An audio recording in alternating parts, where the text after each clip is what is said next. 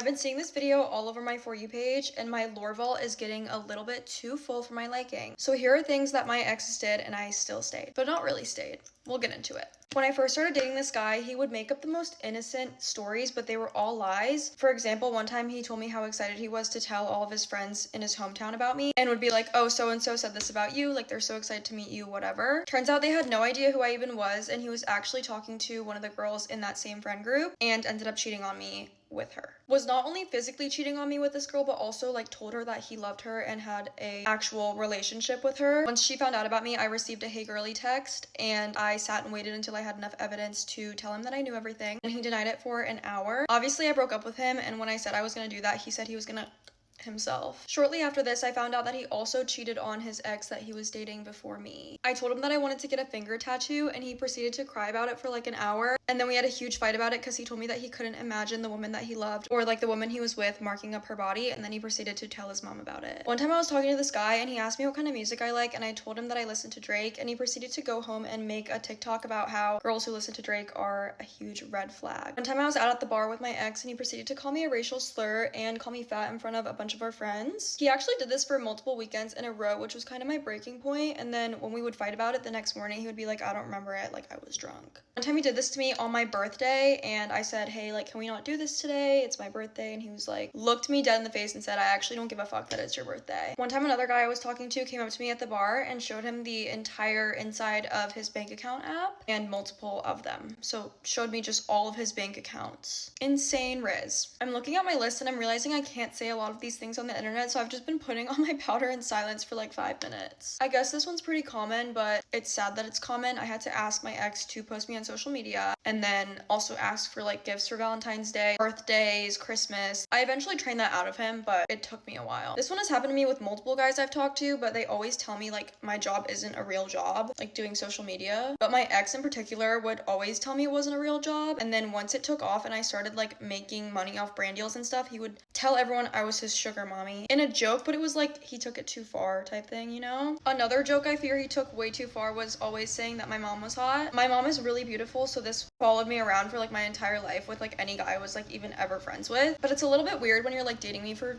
a really long time. I think that's it for today, but if you learned anything from this video, do not stay with awful men, because there are really good ones out there. I would never take any of this now. Unfortunately, it took me these circumstances to like grow balls, but you live and you learn. Love you, bye.